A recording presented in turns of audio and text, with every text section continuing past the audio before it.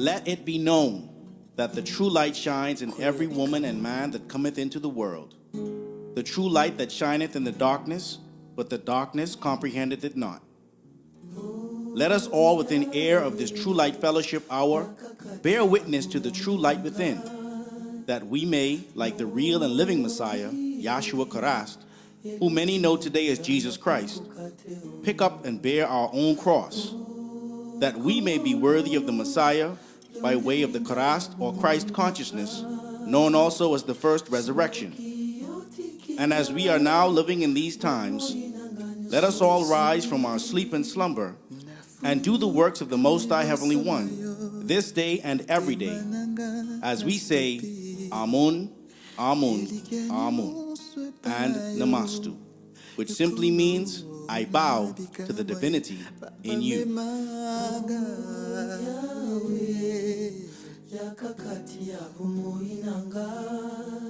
Well, Namastu again, and welcome to another Sunday service here at the Holy Qubtic Church of the Black Messiah.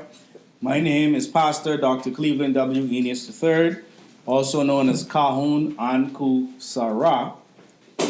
As always, we begin by greeting our listening congregation, those who may be hearing this message through the radio or Facebook or YouTube.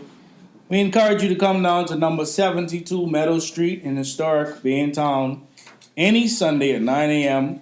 for our Sunday service, or any Wednesday at 7 p.m. for our True Light Fellowship and Bible study. And for those of you who did make it, again, Namastu. Namastu. It simply means I bow to the divinity in each and every one of you. And Nefer Baka, which means good morning. How is everybody doing today? Well, here we are. It's Friendship Day in the Holy Qubtic Church. And for others, it's Valentine's Day. And today's sermon obviously has a lot to do with Friendship Day and the origins of Valentine's Day. And therefore, our sermon is entitled Friendship Day, the Love of Self and Kind. Friendship Day, the Love of Self and Kind. So last night, we were bowling. For those of us who could make it out, we went bowling for our Friendship Day activity. And of course, Amina won, as always. Every time. But we had a good time and great conversation, great fellowship. And that was important, and it always is important for us to get together outside of these four walls so that we know each other, not just in church, but in other social atmospheres, because we're not one-dimensional people. And so today, we are going to start out with an understanding of what this Friendship Day, or some would even refer to it as a Tamarind Love Day, because what has happened to us as a people is that the idea of love, the idea of what it means to be in a relationship, whether that's a friendship, whether that's a marriage, etc., etc., we've taken our cues from the very society that has done its endeavor best to destroy our love, to destroy our relationships, to destroy our marriages. The only way, as we continue this African Holocaust month, the only way the African Holocaust was able to be successful was that families had to be destroyed. Whole villages, whole countries, dare I say an entire continent, had to be destroyed in order for this African Holocaust to be successful and continue to be successful. You see? And so we should never ever, in our successes, because we should be successful in everything that we do, we should never ever put in our minds that we have overcome in such a way whereby, this thing that they call slavery, this thing that we call the African Holocaust, is something that happened. No, it's still happening. You now have an opportunity as a person who may be in a better position to help others who are not in the same position. Yeah, that's how your mindset really and truly helps the community. And so we can't know what is happening to us, or we can't know how to fix the problems that we're facing without knowing what has happened to us. So last week we touched on what this Holocaust is and why those who oppressed us and still today oppress us in different ways. What was their mentality? Why did they do what they did? And we'll continue in that same vein because, again, here we are, many of our brothers and sisters celebrating what has been given to them. Valentine's Day, a Catholic holiday. Saint Valentine's Day. Yeah? And so, do you know who Saint Valentine is? As you get lovey-dovey and dip strawberries in chocolate and sprinkle roses around the bedroom and all over the table. Someone has to clean those up. Will Saint Valentine clean it up for you? No, he won't. And so we again have these ideas of love and what should make a couple, and what is it that makes us happy? Because there must be a box of chocolates involved. Otherwise, you do not love me. There must be some flowers. Not any kind of flowers now, because shepherd needle is a flower. Can't come with a bouquet of shepherd needle. Not if you intend to have a good night tonight. Did you say make some smoothie? My wife said she makes smoothie with that. Shepherd needle is medicinal. But everybody don't have a wife like me. So I give thanks for that. See? I might get away with that. All heard it here. Right? Right? And so, the idea of there must be a rose. And there must be, or roses, sorry, not one. You got our one. $200 bouquet or bouquet of roses. And we have really no idea why we do what we do. The heart is not shaped like this. This idea of what the heart is. I mean, we live in the technology age now, so really you could go on Google and just type in heart, and human heart don't look like that. No. I don't know what animal, heart that is, but if you're saying this is my heart to you, then that ain't gonna work, But then the other real heart ain't gonna work either. Because if you just bust up on the same with a human heart, well, she ain't there. You know what I'm saying? Or he ain't, you know what I mean? So, what are we doing? What the hell are we doing? Let me say it that way. Huh? Because we around here pretending that we have this idea of love all figured out. Right? And I'm sorry for the brothers and sisters who don't have the money to, buy the roses and the chocolate and stuff. Because, again, Kit Kat is something you could eat every day. You can't come, if that's because it's red and white. I mean, you know what I'm saying? Like, that's a Valentine candy. You see what I'm saying? So it mightn't work. And so we have to look then at what are we actually dealing with. So I'm going back to something that I wrote a while ago in the Qubtic Revealer, because I was reading it as I was preparing the sermon, and I said, wow, many people may have not even heard this before, but I wrote this back in 2011, and it says, First of all, we of the Qubtic Church are always happy when our way of life, atonism, is seen as being as exciting and new to you as it is for us. Because we truly live every day to make our way of life a reality. Because we're explaining this Friendship Day. We're explaining, what it is, where does it come from, right?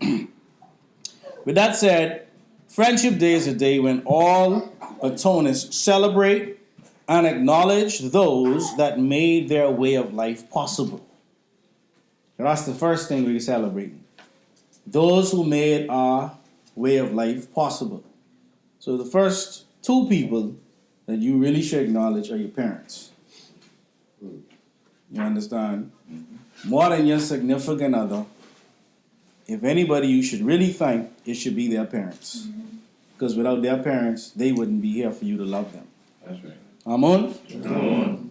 Throughout our story, Tamarans, or ancient Africans, always made it known that all praise was and is due to the Most High Heavenly One, An-Ne-Re. This was not only a declaration, but a reality.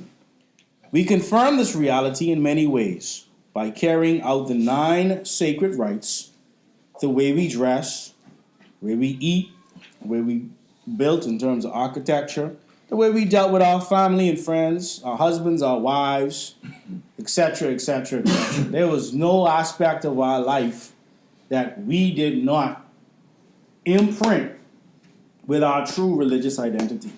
From the womb to the tomb. We did not leave, and today we do not leave any cracks in our armor, any cracks in our way of life that would allow for anybody or anything to inject their influence on our essence and our influence. Amen? We overstood the precept of being sustained by self and kind, in that our goal was always to bring and maintain heaven on earth. That's what we're doing. We're bringing heaven on earth, which means the only way that you can have heaven on earth is if you are sustained by self and kind. That's the formula. Nobody else can build heaven for you. You must build it for yourself. There's a reason why thy kingdom come, thy will be done on earth as it is in heaven. Because you have the responsibility of creating the conditions that allows for heaven to be on earth. That's what atonism is.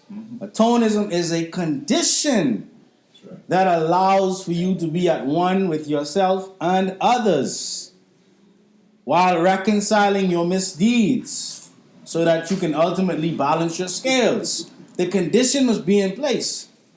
Anything that does not lend to that condition is not necessary for us to bring heaven on earth. Amen? Amen. This way of thinking allowed us to control our destiny and decide what we wanted and didn't want as a part of our lives and the lives of our loved ones. And hence the legacy of our great ancestors still lives on and is being brought back into the forefront by way of days such as Friendship Day. So these days are not supposed to be taken for granted. Do not, by any stretch of the imagination, think that there's a Valentine's Day just because. Nothing in this society happens just because. There's always a strict agenda that's being followed. There's always something being covered up. There's always something that an objective is being met. You understand? So we have to always ask, what is the objective? And this is why in the Holy Qubtic Church, we had to create Friendship Day. Because there was no February when the Holy Qubtic Church first started. And we can explain to you what we're talking about right now. Because people will ask, so you trying to say from back then we always had Friendship Day? We understood that the principles that are supposed to be espoused today, which is called Valentine's Day, were principles that we espoused every day. That's right. You understand? And our guardian angelic host, one of which is her month as we speak, Hathor, is the guardian angelic host of love and joy and music. And her university, which they would call a temple, was dedicated to cycles, to birth, to our alignment with the celestial heavens, our essence as solar terrestrial forces. We are solar terrestrial forces that have manifested on this plane with the specific objective of creating the environment whereby heaven can be maintained on earth. And so this Friendship Day then is necessary in order to keep us focused, because Valentine's Day is a distraction.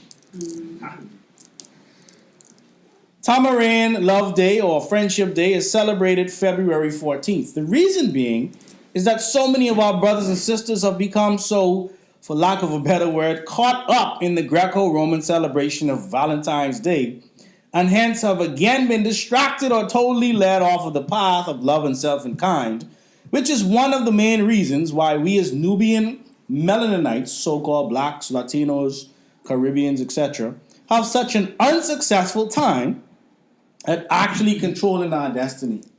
You cannot control your destiny if you're allowing for other than self and kind to dictate to you what love is, to dictate to you what salvation is, to dictate to you what life is, to dictate to you what death is, etc., etc., etc. This is no different. We will not be dictated to by people who do not have our best interests at hand. Yeah. Those days are over. Amen? And so, this Valentine's Day is a celebration like Christmas, Easter, Halloween, New Year's, and other holidays of the world. St. Valentine's Day is another attempt to clean up perverted customs and observances of pagan gods and idols by Christianizing them.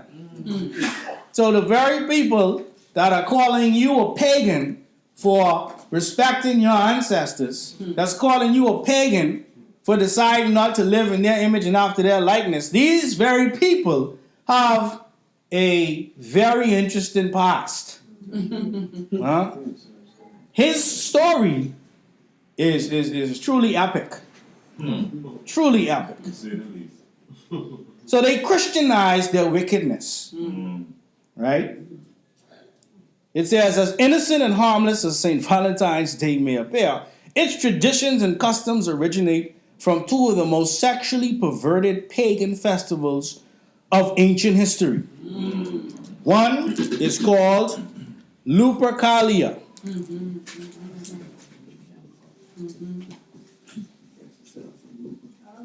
Lupercalia. The other is called the Feast Day of Juno Februata.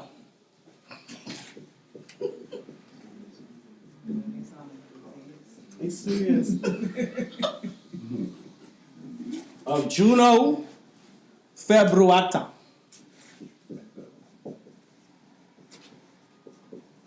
You can look these things up. All right. Celebrated on February 15th, Lupercalia, known as the Festival of Sexual License.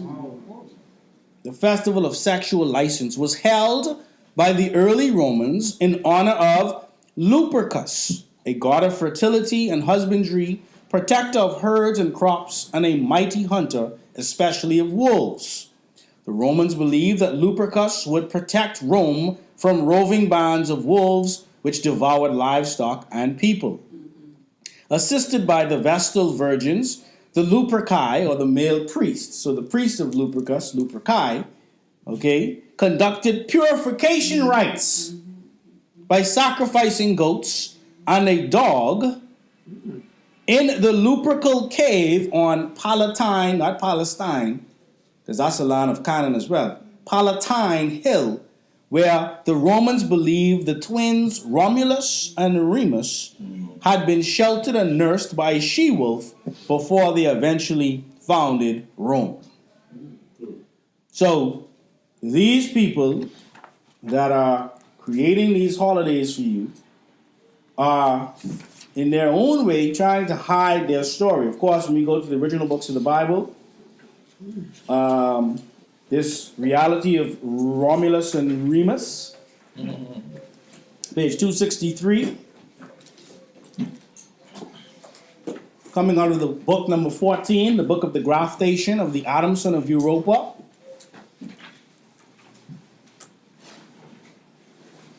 Starting at verse 1, Lo, behold an amazing thing, the guardian angelic host, that are students of Tahuti, namely Michael, recorder of the guardian angelic host, and Gabriel, voice of the guardian angelic host, did speak forth to all members of humanity concerning the graftation of the Adam, son of Europa. And this is what was said. It had been said that the heads of the Roman Empire, the Tsars, descended from Romulus and Remus in accordance with the Edda text. E-D-D-A text. Look it up. Take note of these things, for it is in the same Edda text that their claims are recorded, which states that according to Icelandic lore, dealing with Northern European mythology, Romulus and Remus were justified in their right to rule because their mother, Rhea Silvia, was a priestess and their father was the Roman war god Mars. Much is learned by reading the religious and mythological text of all peoples, especially when it comes to their origins. The key, O children, is knowing where to look and how it all ties in. Thereby, in the case of these two boys, they were supposedly abandoned, reared, nursed, and raised by a she-wolf, when in fact it was no wolf, but instead a woman of the Canaan or canine line named Loba or Lupos, whose name means wolf. So this is why Joshua told the Canaanite, it's not fit for me to give the children's bread to dogs. She said, true. She didn't disagree with him. Right? So let's just first understand that. The same people that are giving you Valentine's Day say that they were suckled, or their ancestors were suckled by a she-wolf. This Romulus and Remus, and they say their lineage comes out of Romulus and Remus, the Roman Empire. The same people that are responsible for the Catholic Church, yes? The Roman Catholic Church? Okay.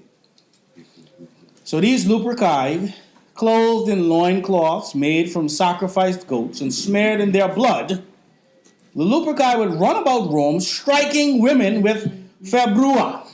This is some crazy stuff, right? I couldn't make this up. Okay, so they striking women with februa. Right? A februa is a thong made from the skins of sacrificed goats. Which should make anybody want to understand, well, what does the word February really mean? The word February, etymologically, it says, ultimately from Latin, Februarius mensis. Oh. Month of purification. From February, to purify.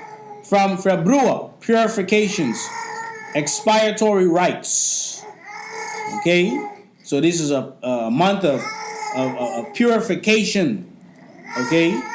The last month of the ancient, that's pre-450 BC Roman calendar, so named in reference to the Roman feast of purification, held on the Ides of the month.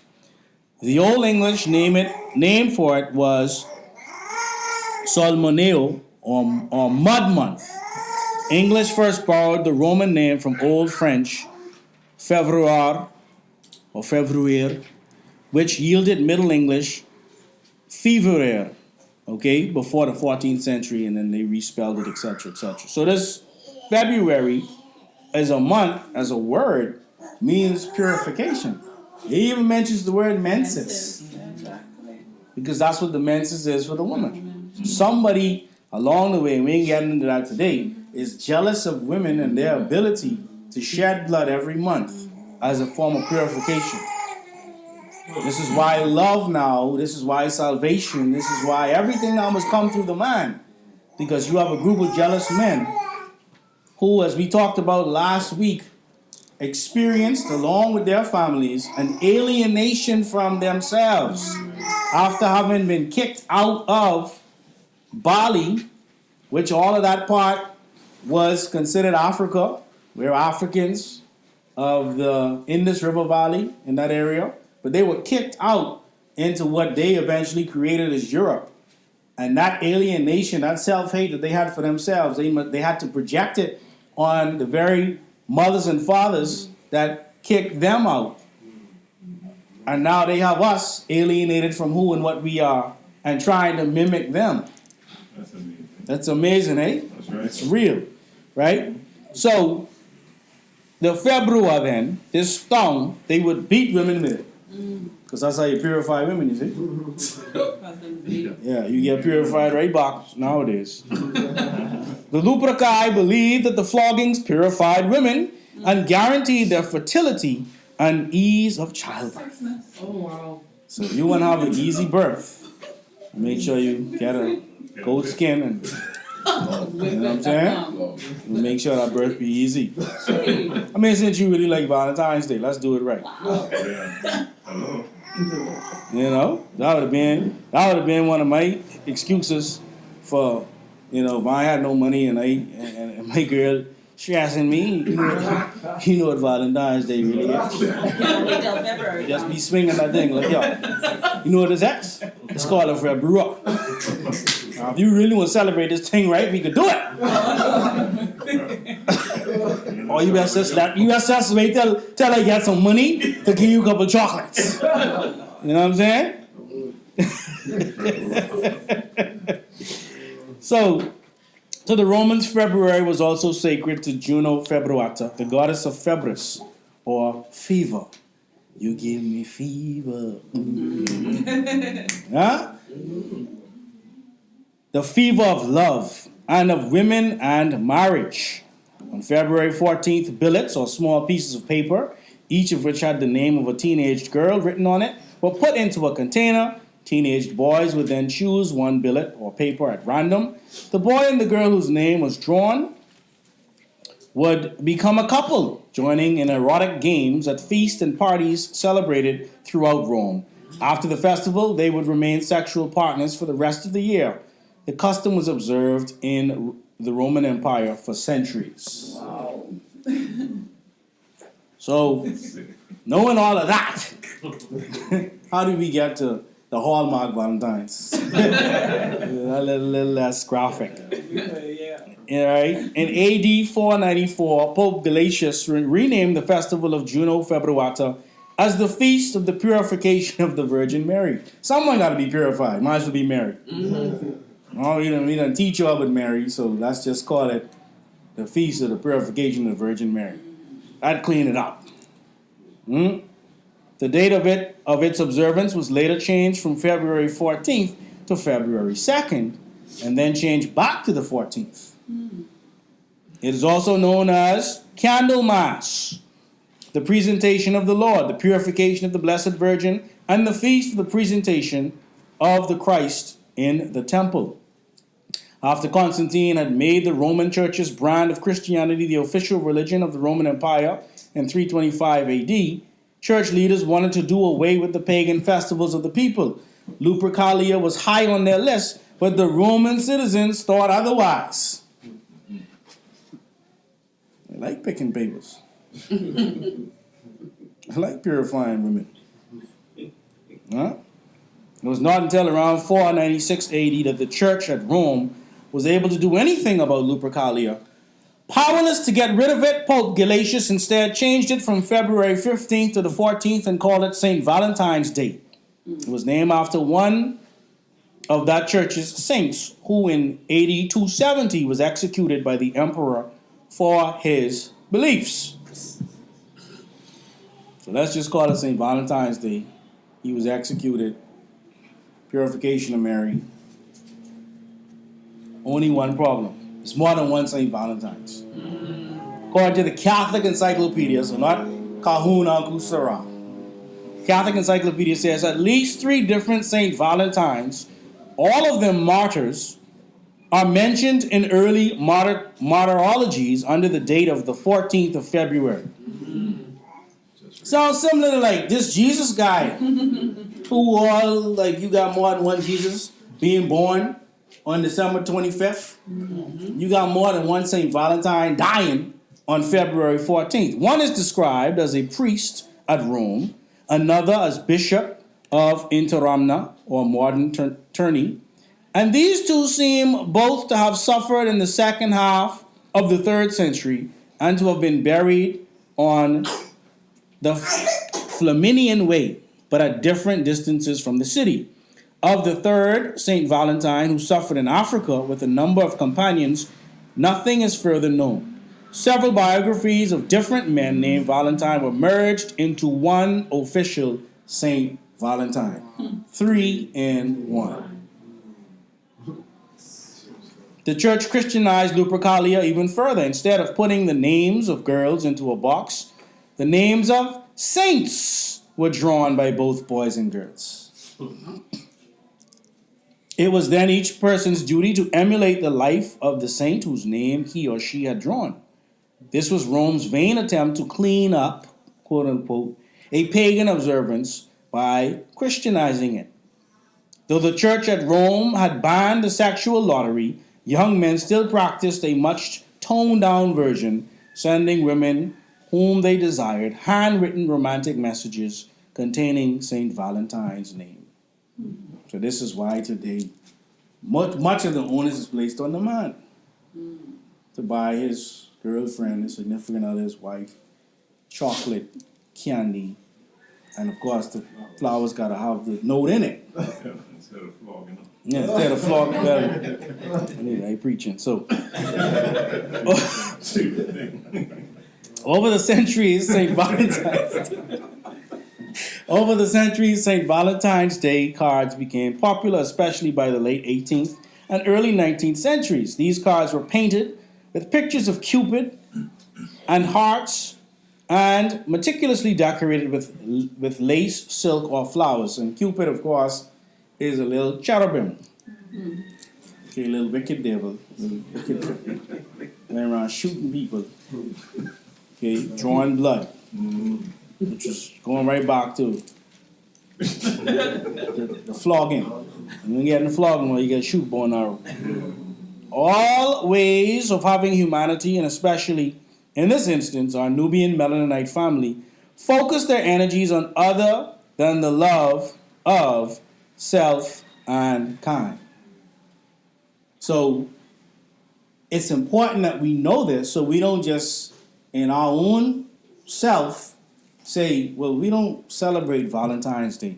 Well, why don't you celebrate Valentine's Day? Well, you know what it really is? For people who really, really concerned and really want to understand, well, why? You understand?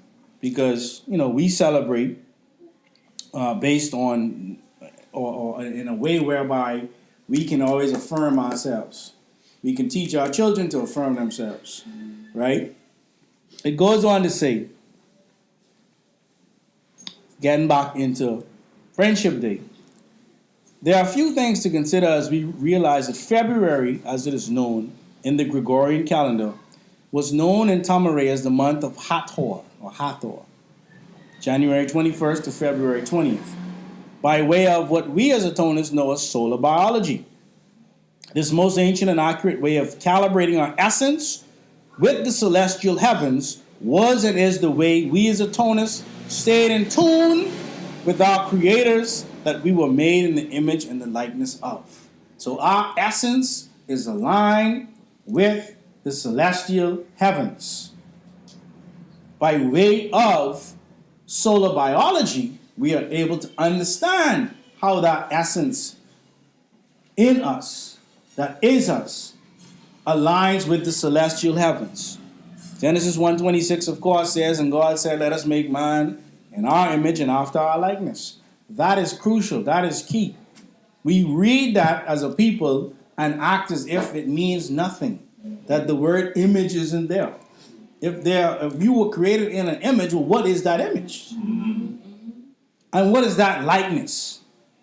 Because to say the love of self and kind See, I can love myself, but I don't necessarily have to love my kind. Because the word kind, the root word of kind is kin. That's family, you see?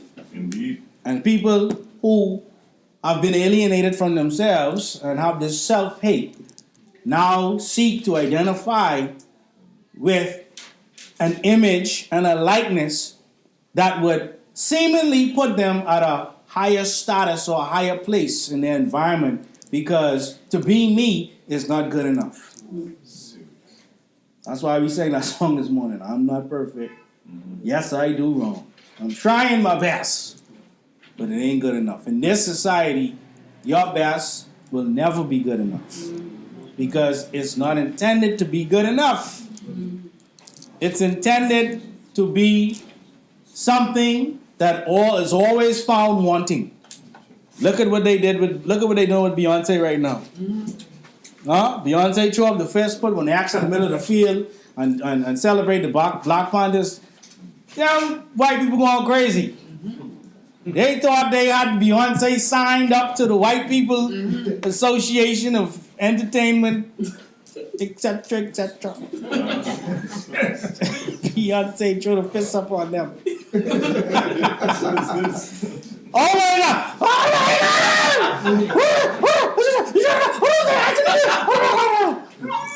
They even forgot they were celebrating gay pride. That's right. Beyonce took the sting out of gay pride. They had the whole stadium full like a rainbow. Yeah. Get in formation. And get in formation. She put her hand up and tell them girls get in formation in them Black Panther suits. And gay day was over. They ain't talking nothing but Coldplay. They ain't talking nothing but Bruno Mars. They ain't talking nothing but gay day. Because that's what that was. That was a gay ritual. Right. Yes. Except for Beyonce part. Yeah. Yes. You understand? And that's the ultimate reality of what we're facing. That's what Friendship Day does to Valentine's Day. That's what the Holy Qubtic Church does to Greco-Roman Christianity. Because they just knew they had us. You understand? It goes on to say, we therefore acknowledge this great ancestor of ours, Hathor, as the Netert of love and joy, or the guardian angelic host of love and joy, as she was known in Tamaray. By doing so, we define the words love and joy based on our way of living a tonus Karastian way of life, whereby we know love as the Tamaraic word ashug. So this word ashug as a word means all attributes. Okay? And so when we talk about love, we talk about that which sustains us, because all attributes comes through nature. All elements, all attributes, all guardian angelic hosts. You understand? An-Nere is one, Ahud, which means there's nothing that is not An-Nere. An-Nere is the light before the manifested light. An-Nere is the true light that shineth in every man and woman that entered into the world. An-Nere is in the trees. An-Nere is in the birds. An-Nere is in every single aspect of nature, and that is what sustains you. And when you are sustained, you feel loved. That's why the person who says that they love you feels a responsibility whereby they must sustain you. That's right. They must give to you that which they have the ability to give to you so that you feel love. And that is what love is. You see? Unfortunately, what has happened over time is that we feel as if we're the Most High. This is why relationships go sour. Because we get together and there's this beautiful experience for the first weeks or months or maybe even the first year. Oh my gosh. It's just, we don't argue. Whenever I hear it, I be like, all right. Y'all never had a fight? No, we don't argue. Gotcha. Yeah. Talk to you another year. You ain't never argue. You ain't living. You understand what I'm saying? And so we get to the point where we feel like we have the ability to sustain that person. And so for men, we gotta get money is our thing. You understand? We gotta make sure our bank account fat so we can always break sister off something. You see what I'm saying? Make sure she's straight. You see? And sometimes women who have the money feel that that's the way they're supposed to do it as well. Right? Women, you all cook and do what you do, but eventually you realize that you are not the sustainer. That energy runs out. If you don't recognize that you both are supposed to be sustained, and in being sustained, you are the conduit for each other's sustenance. You see? That comes by way of friendship. You understand? Because when you look up the word friendship, love is in there. But you got to love each other like friends. This idea of lust only carries you so far. That's right. Only carries you so far. And when the lust runs out, the gig is up. Now you're looking for an excuse to leave.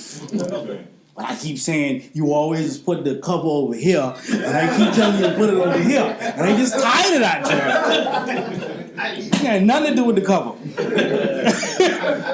The lust ran out. That's all. You understand what I'm saying? So, in the original books of the Bible, then, we read about various attributes on page 39, coming out of the first book, which is the book of the creation and before.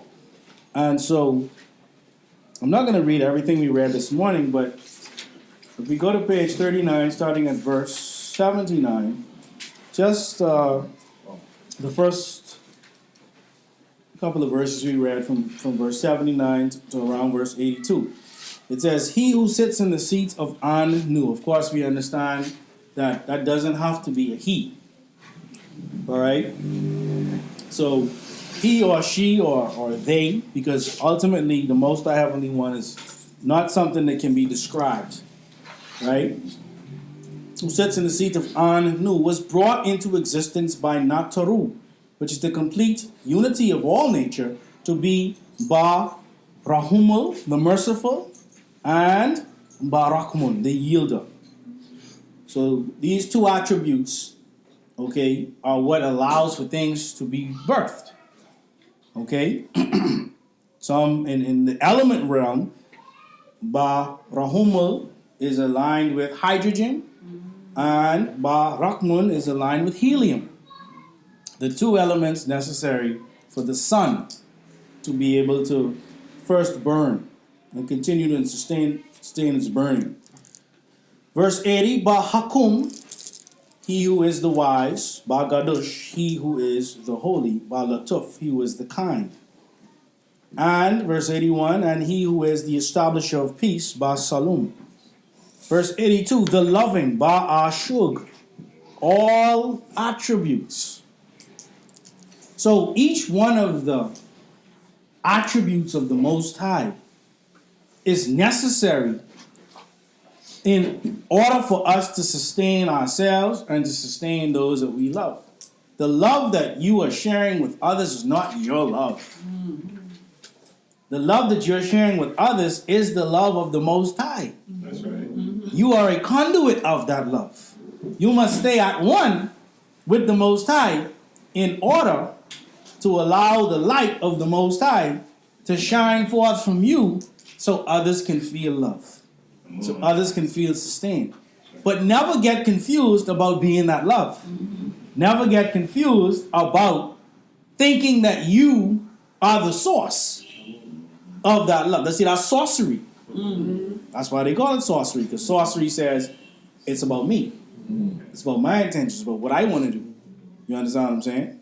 And so in the original books of the Bible, then, it explains what all of those attributes, not every single one, because there are many of them, but it explains some of them, so that we understand that when we're talking about the Most High, we're not just talking about a being that's somewhere watching us and trying to see if we're doing good, and then if we do good enough, we're going to be led into this holy city and just worship him forever.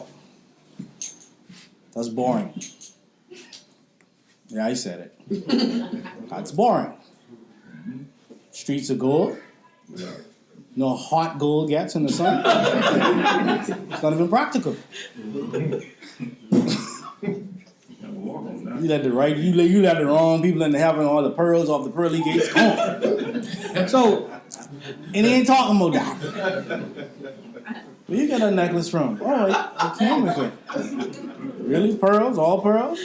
You came with those pearls? They look just like the ones that was on the gate. I didn't even notice those were missing. All right. Right? So then, the psychology then of this Valentine's Day and other religions, but because it's Valentine's Day for many, we're going to discuss Valentine's Day. We must again investigate the psychology behind this Valentine's Day. As we read from one of our BBs, Dr. Francis Cress Belson, ISIS Papers, The Keys to the Colors. We read from it last week. We're probably going to read from it next week. As we read from it this week. All right? So she's, as a psychologist now, looking into the psychology behind this Valentine's Day, what it actually means. It says, other important holidays in the white supremacy culture further reveal the intricate workings of this symbolism. So within racism, white supremacy, we have to pay attention to the symbols and what these symbols actually mean. On both St. Valentine's Day and Mother's Day, the white male gives gifts of chocolate candy with nuts. In the first instance, he gives it to his sweetheart, Valentine's Day, and in the second, to his mother. If his sweetheart ingests chocolate with nuts, the white male can fantasize that he is genetically equal to the black man. Wow. Y'all thought the sermon was over. We just started. And if his mother had ingested chocolate with nuts, quote unquote, he would not have to worry about white genetic annihilation, as he would have been colored and then could be an annihilator of white genes like the feared and envied black male. That's why they're killing black men. You understand? They're killing black women too, because they understand that there's this divine gene that they have to get rid of. They're afraid of their annihilation. Both the Valentine shape and the chocolate candy have a symbolic meaning not previously recognized, examined, nor understood by Western culture investigators. However, once the unified field of the Western culture dynamic or behavior dynamic is set forth, it will be seen that these fragments of symbolism take on a brilliant clarity. So we can look to Freud and Jung and other so-called psychoanalogists to explain to us what's going on in our world. Don't study me. Study the people who messed me up. That's right. You understand? The same people who set you crazy, now they the doctor. Like, what the hell is this? But you was the dude who came in? Now you prescribe. The Encyclopedia Britannica defines Valentine as a special form of greeting card exchange in observance of St. Valentine's Day, February 14th, a day set aside as a lover's festival. The custom has no connection with the two St. Valentines, as we know, three, or with known incidents in their lives. It is probably that the Valentine was the first of all greeting cards. The paper Valentine dates from the 16th century. By 1800, hand-painted copper plates were produced to meet large demands. These were followed by woodcuts and lithographs. St. Valentine's Day is a lover's festival, and the modern tradition of sending Valentine cards have no relation to the saint, but rather seem to be connected with either the Roman fertility festival of the Lupercalia, February 15th, or the mating seasons of the birds. So that's the Encyclopedia Britannica, right? She goes on to say, the relationship of the Valentine to an ancient fertility rite suggests that the so-called heart shape of the Valentine may be less associated with the anatomical heart of the human body as is commonly thought, than with the symbolic drawing of the female genital organ, the vaginal opening. As explained in Ajit Mukherjee's and Maju Kahani's The Tantric Way. In Tantric workshop in India, this organ is frequently drawn in the form of a heart or an upside-down triangle with the base upward. So they draw it.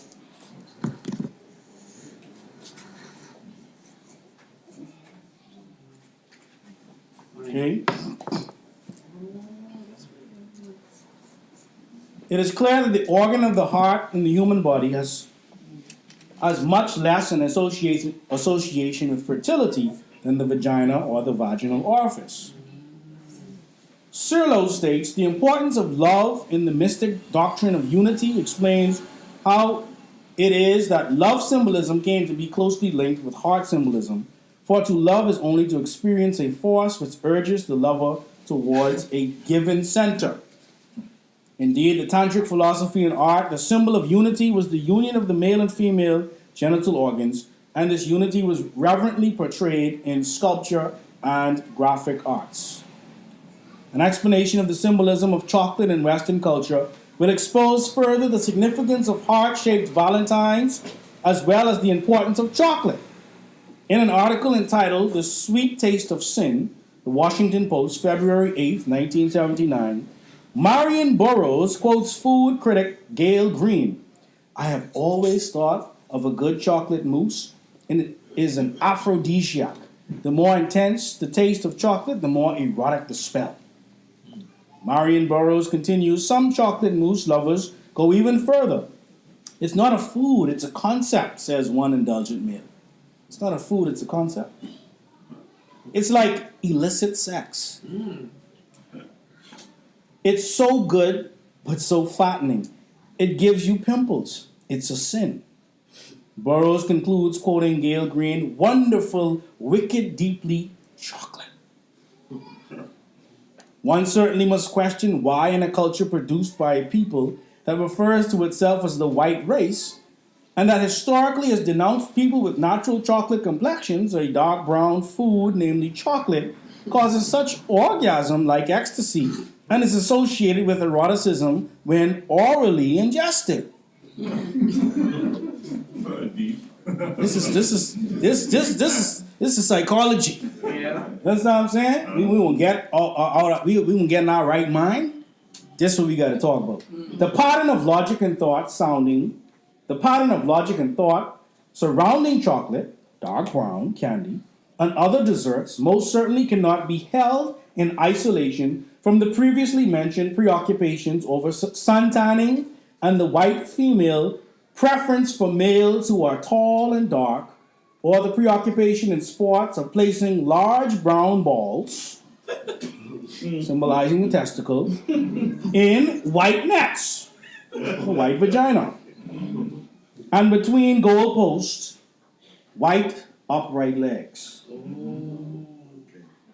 A unified field theory in the behavioral sciences demands that gross and subtle interconnections between behavioral phenomena be perceived before they can be understood. You must understand why the games are the games, why the holidays are the holidays. That's right. It's right in your face. That's right. That there should be myriad behaviors in the white supremacy behavior system that reflect a deep desire to counteract and compensate for the perceived genetic deficiency of white skin should not be at all surprising. This is a subconscious wanting to be Nubian melanite. Thus, the customary and traditional little packets of chocolate candy, often with nuts, placed inside the heart or vaginal orifice-shaped box, are like little sperm packages of black genetic material being placed in the vaginal orifice. When presented by the white male to the white female, in the context of the skin color deficient culture, the act is the exact parallel to the white male coaches who coach their black basketball and football players to place dark brown balls in white net orifices or in white upright legs. Wow. You can do it. One must conclude that the white male realizes consciously or unconsciously that the most desired mate for the white female is the black male, just as he realizes that his most desired sexual mate is the black female. This illuminates the white male's fascination with black stockings, black underwear, and black negligee as sexual symbols. So the founding fathers were really the fondling fathers. In conclusion, the conscious or unconscious acceptance and internalization of a symbol system based upon the castrated black male genitalia is essential to the global system of white genetic survival. I was always curious about, okay, you already hung me, now you got to castrate me too? This symbol system necessitates the oppression of blacks and all other non-whites in the global context of white supremacy. Generally, the victims of a system of oppression have no alternative other than to accept blindly the patterns of symbols, logic, thought, speech, emotional responses, and perceptions that are imposed forcefully upon them by their oppressors. So we don't question what Valentine's Day is. We just make sure we got the chocolates and the flowers. After hundreds of years of oppression, the oppressed, having lost the sense of their own identity, begin to believe that the brain products of their oppressors are one and the same with their own. You believe that you think the same way that your oppressors think because that's the way we all think. You were taught to think this way. You were conditioned to think this way. Failing completely to realize that they do not control their own brain computers, nor their brain computers' output. The slave's fate is not to see nor reason why, but only to do or die. That's slave mentality. That's right. That's the support the Puff campaign right now. I feel for that principle because she came up in a day and time where you had to perm your hair in order for it to be accepted as professional and groomed. However, the process of liberation is one wherein the oppressed begins to clearly distinguish their perceptions, logic, and thought process from the oppressors. So no, we don't think like that. That's how you think. Here's how we think. And they can call you racist for that. Because remember, truth is the new hate speech. Because they got their neck, their foot on your neck. And you saying, but you realize your foot on my neck though. And that's reverse racism. Really? So they got to confuse you. The oppressed then begin to respect and validate their perceptions and their logic and thought processes, realizing fully that they can never free themselves with the thought process and perceptions that were a part of the process of their enslavement. You can't use the same elements that were used to enslave you to free yourselves. You must separate from it completely. We do not celebrate Valentine's Day. We do not celebrate Christmas. You understand? We do not celebrate Easter. We do not celebrate Greco-Roman Christianity. We're separating ourselves. As long as the black or non-white collective consciously and or unconsciously accepts a powerful and dynamic symbolism of black male castration, because all these symbols speak to black male castration. They never will be a self or a group respecting and forever will remain mentally ill. So Dr. Francis Crash Helton is saying, I ain't care how much degrees you have, I ain't care how much money you making. You mentally ill if you don't understand racism, white supremacy. Mentally ill people or persons who do not respect themselves and have a self/group negating patterns of logic, thought, speech, action, emotional response, and perceptions never can liberate themselves from their oppressors. As long as you're not willing to come together and define who you are and what you are and how you're going to do what you're going to do, you will always be a slave. The Holocaust will continue. Black psychiatrists have the responsibility of clarifying for black people all aspects of the oppressive dynamic of white genetic survival. This includes exposing and decoding all of that power system's major symbolisms. You understand? So Dr. Frances Cress Welton took it a little step further. She said, you better understand what this chocolate mean. You better understand what these games mean. You got one game with big brown balls going into a net. Then you got another game with small white balls. Golf and tennis. Because tennis played white balls too, not only green. They couldn't see the white balls, so they made it green. That's right.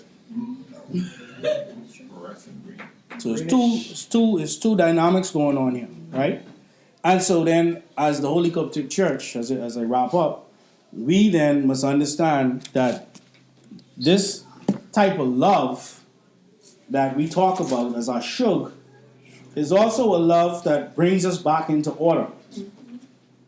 As we see in the book of Revelation, chapter 3, verses 19 to 22.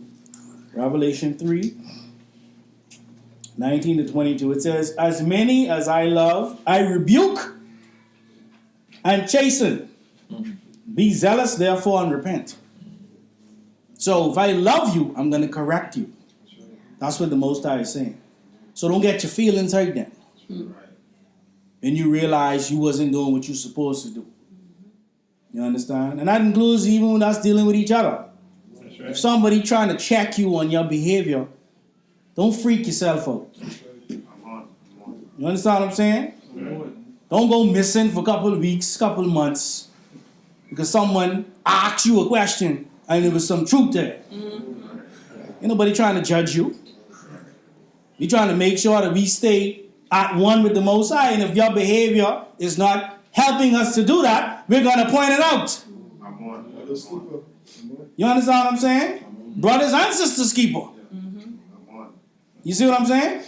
So this ain't something we making up. This is scriptural. This is how the Most High can deal with you. You won't be at one with the Most High, but you can't take correction? Behold, I stand at the door and knock. If any man hear my voice, or any woman, and open the door, I will come in to him and will sup with him, and he with me. I will come into her, right? And she will sup with me, vice versa. Well, the sup is important because that's how we perform libation. We didn't just pour water, though we do that. That's not the only way we celebrated libation. We ate, because each of these attributes has an element and a guardian angelic host linked to it. And when we ate the right foods and celebrated the way that we were supposed to celebrate, it allowed for there to be a connection, a oneness. You understand? Whereby we would have the ability, as it goes on to further say, it says, to him that overcometh will I grant to sit with me in my throne, even as I also overcame and am sat down with my Father in his throne. So the overcoming is the correction. The overcoming is understanding that we have been doing things in a mentally ill fashion. And we all suffer from this mental disease called white oppression. You know, crack ain't the only white thing that has caused you to go crazy. White supremacy causes you to freak yourself out. And that's why we around here killing each other right now, robbing people in the government, miseducating people in schools, telling the young girl, I'm trying to get you ready for the job market. Again, I feel for that principal, because she is sincere in that, you know. Yeah. I don't want y'all to think she's a part of the white supremacist dynamic. She is a victim of that. Right. We need to console her. I see people really berating that woman, and I feel sorry for her. I can't do it, because she is a product of a system that victimized her. That told her, carry your picky head, carry your black self, carry your big nose. That's what she walking around with as a principle. You see what I'm saying? And imparting what she knows is just trying to help the young sister. You see what I'm saying? She said she's trying to keep their rules. Trying to keep their, yeah, she's trying to keep their rules. She said that. You know what I'm saying? So it says, Jesus also had to overcome. I don't like to hear that part. Yeah, ain't nobody perfect like Jesus. Jesus wasn't perfect. What do you have to overcome? The world, the system, just like we do. Verse 22 says, he that hath an ear, let him hear what the Spirit says unto the churches. And then again, we end in Psalm 119, starting at verse 129 to 136. Thy testimonies are wonderful, therefore doth my soul keep them. The entrance of thy words giveth light. It giveth understanding unto the simple. I opened my mouth and panted, for I longed for thy commandments. Look thou upon me and be merciful unto me, as thou used to do unto those that love thy name. Look thou upon me and be merciful unto me, as thou used to do unto those that love thy name. So to love the Most High, to love the name, you have to know the name. And to know the name means that this Ashug, that this An-Nere, is all attributes, all elements, all guardian angelic hosts. You understand? That's needed in order for us to overcome that which separates us from those things. You understand? If we go right to verse 136, it says, rivers of waters run down mine eyes, because they keep not thy law. So the law must be recognized at all times, including when they throw up a Valentine's Day or Easter or Christmas or Halloween or whatever it is they're trying to confuse you with. You got to be able to say to them, with all due respect, Happy Halloween. That's what we celebrate Prophets and Angels Day. Happy Valentine's Day. And we celebrate, Friendship Day. You know what I'm saying? But a smile. No love lost. You see what I'm saying? I can buy my wife chocolates any day of the year. You see what I'm saying? So, I end then by simply saying that the African Holocaust has not ended, but it morphed. Because there wasn't no Valentine's Day during slavery. Nope. We didn't get a day off to give each other love notes. We was picking cotton and cutting sugar cane and cooking and doing all other things. So don't look at me crazy now when I tell you I ain't into no Valentine's Day. Because I couldn't be into Valentine's Day as a slave. Nope. So don't ask me to do it now, you tell me I'm free. You understand what I'm saying? And with that then, we say the African Holocaust must be diagnosed if it is to ever be cured. And that we say Amun, and Namaste. You have been listening to the True Light Fellowship Hour, brought to you by the Qubtic Church of the Black Messiah, Journey Home Group International, and our advertising partners, of whom we are very thankful. We are located at number 72 Meadow Street in historic Baintown and led in the Bahamas by Pastor Dr. Cleveland W. Eneas III, also known as Ka-Hun, Anku Sa Ra. If this message has been a blessing to you today and you feel it in your heart to assist us in bringing forth this weekly message by way of advertising or otherwise, or you wish a copy of this message, we ask that you please contact us at 242-426-1148 or email us at qubticrevealer@gmail.com. That's QUBTIC revealer@gmail.com, or on Facebook, the Qubtic Church of the Black Messiah Journey Home Group International, Bahamas branch. We bow to the divinity in each and every one of you by saying, Namastu. Eluti mingi ngana kuko kateo.